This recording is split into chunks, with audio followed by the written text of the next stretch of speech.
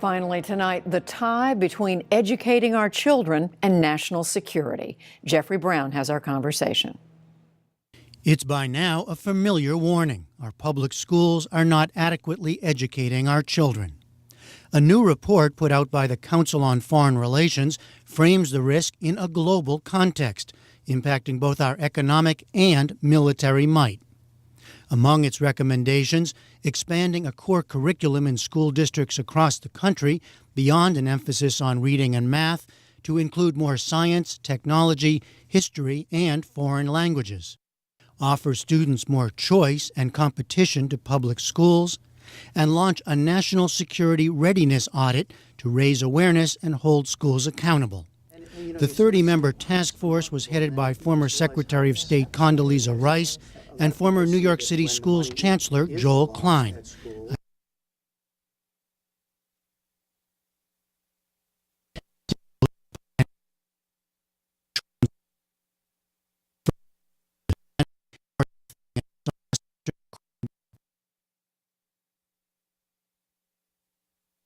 Might.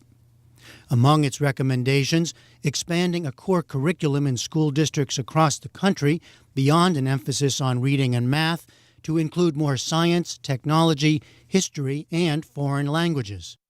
Offer students more choice and competition to public schools, and launch a national security readiness audit to raise awareness and hold schools accountable. The 30-member task force was headed by former Secretary of State Condoleezza Rice and former New York City Schools Chancellor Joel Klein. I sat down with the two of them in Washington this morning. Condoleezza Rice, Joel Klein, welcome. Thank you. Secretary Rice, why frame this as a national security issue and make it concrete? What's the specific impact you see of poor education?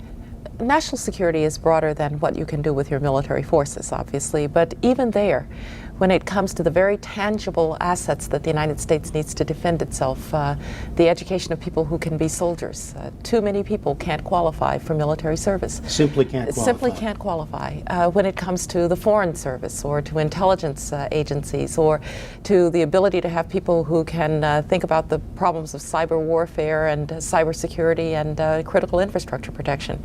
Then, of course, there's the matter of the competitiveness of our economy, people who can fill the jobs and be the innovators of the future so that the United States maintains its economic edge.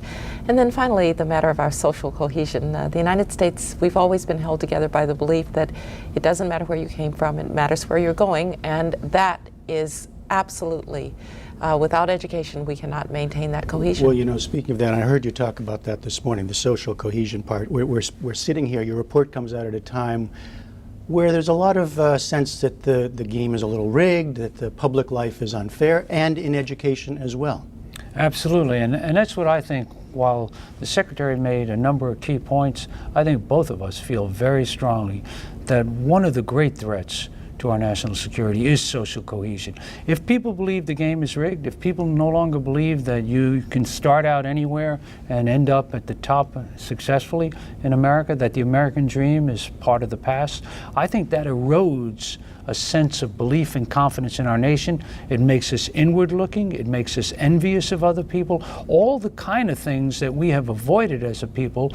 If that turns against us, then I think our national security will be affected. Today, the sad fact is that for the children who have the fewest options, the educational system is not delivering. If I can look at your zip code and I can tell whether you're going to get a good education, we've got a real problem. You feel you can do that? And I think increasingly, if you are a child in difficult circumstances, the neighborhood school may simply not be the answer any longer. There's been many reports. Are you seeing something that has happened that has raised the bar here or raised the alarm level? What's the level of risk that you want us to hear? I think we should raise the alarm level, and I think the level of risk is such that when a Secretary of State calls this out as a national security issue, as a major national security issue, I think we need to stop thinking this is somehow a narrow education problem and we'll be fine.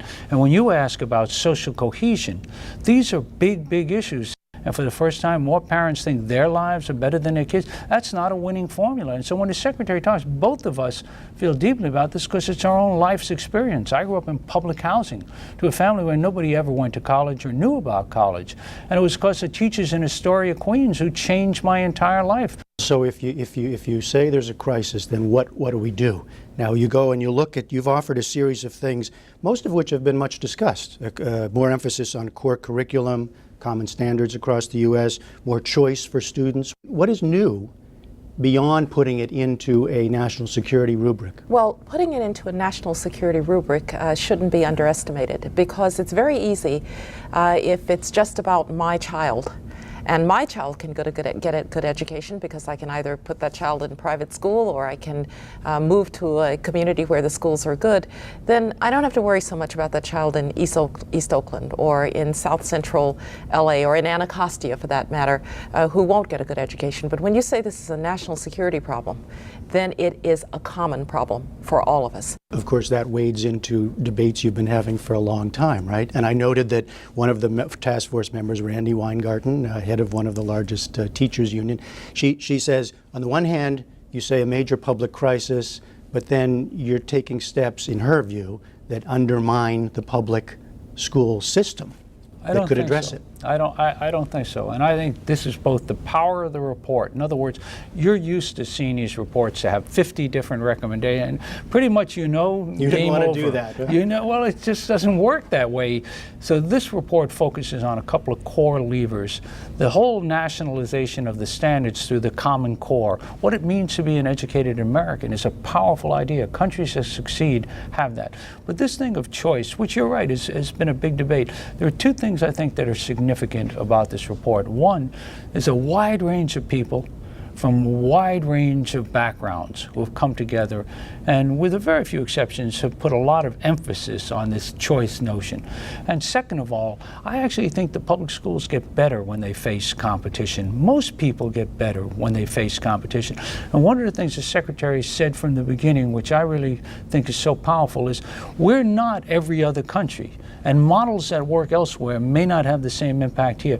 But in America, what makes us so successful is the innovation, the competition, the focus on merit. And all of those things have been absent from the K-12 system. So every viewer you have watching this show wants choice for his or her kid. I don't know anyone who didn't want a choice for his or her kid. One of the things that I don't see emphasized is, at least explicitly, is money. Resources you talk about, but money. And one wonders, where does that all fit in at a time like this where we're a little scrunched for yes, it? But well, the interesting thing is if you look at some aspects of the report, we've actually increased dramatically over the last several decades the amount of money that is going into the public school system. It's quite dramatic, in fact.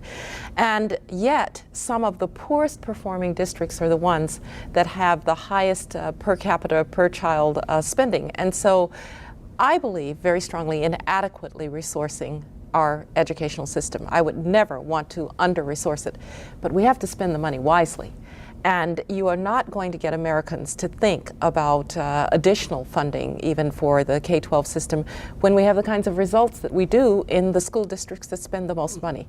It doesn't make sense. And so one thing that we say is let's really look at problems of misallocation. let me ask you finally, you've both spent time here in Washington. We're in a political season. If you could wave your magic wand, and I must say you don't hear a lot of talk about education so far in the campaign. If you could wave a magic wand, and Joel Klein, I'll start with you, what would you want to hear? What would you want to have done? Well, one thing I'd want to hear, for example, in the debates that are now going on, I'd want to hear reporters asking questions about what are you going to do to address the issues of cohesion in this country? What are you going to do to make sure that a kid, regardless of where she grows up, gets an equal shot at the American dream? And how are you going to fix a broken education system? You know, in the report, we point out that on global tests, America is, out of the industrial countries, 15th, 27th, and so forth.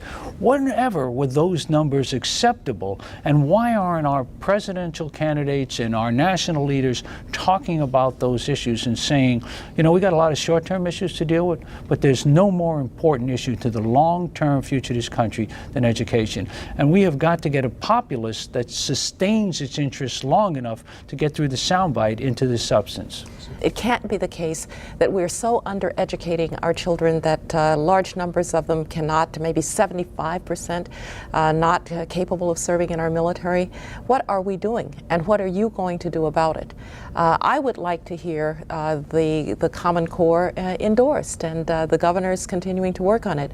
But whatever the specifics, I want to know that those who would lead us know that this may indeed be our greatest national security challenge.